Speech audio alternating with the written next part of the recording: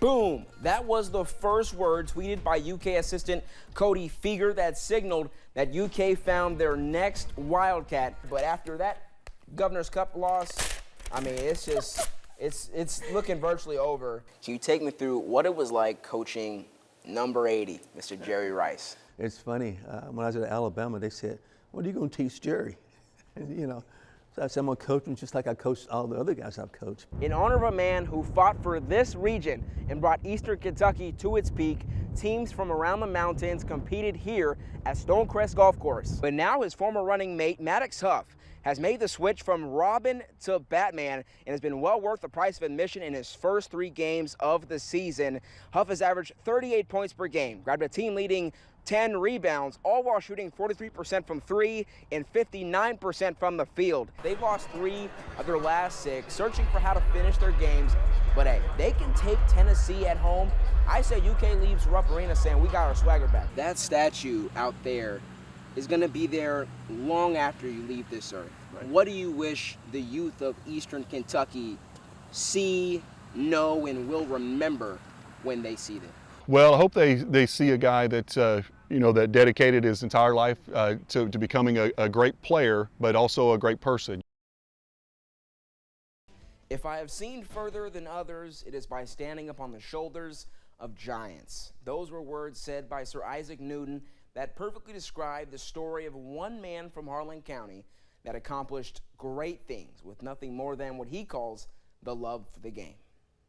From Pulaski to Pike County, Kentucky, small town kids have big dreams. And one of the biggest dreamers began in the gone but not forgotten black community of Georgetown in Harlan County. Coming up, like I said, my brother inspired me to go and play, so I ended up watching all the older guys play. Maurice Hollingsworth, his brothers, my brothers, Pete Turner, people like that I looked up to and wanted to be like. Larry Kirksey was one of the best Green Dragons, helping Harlan Independent reach one of its best football seasons in school history, along with the 1969 13th Region Championship on the hardwood. And I had a love for the game, though. I truly had a love for the game, whether it's baseball, football, basketball, or track even.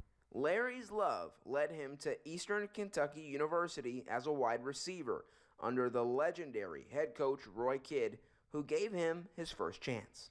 I didn't graduate on time.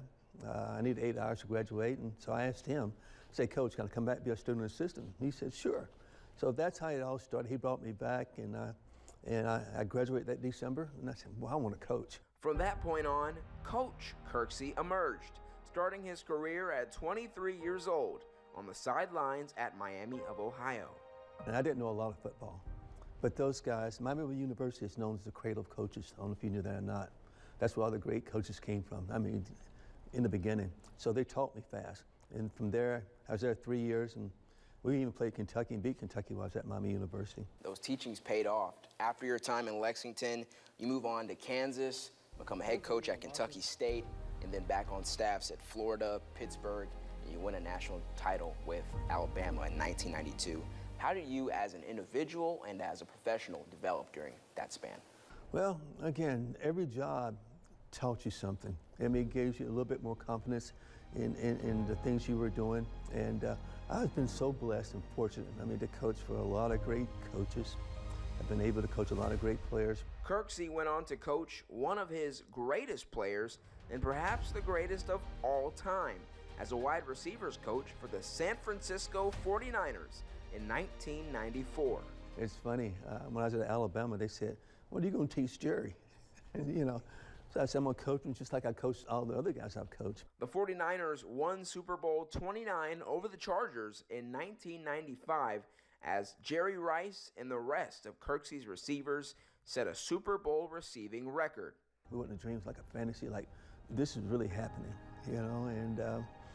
and as we got closer to the game, the guys' temperament, their demeanor changed. When they got closer to the game, it was a team, and there was no way they're going to be denied that championship. So it was good to be a part of that. Even Rice's rivals marveled at how Kirksey ascended from Eastern Kentucky to the NFL with an impact felt at the game's highest level.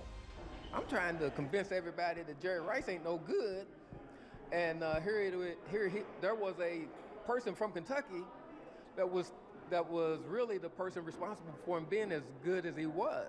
While the name Larry Kirksey has traveled throughout the nation as one of its best coaches, the man has never forgotten his home. It takes a village.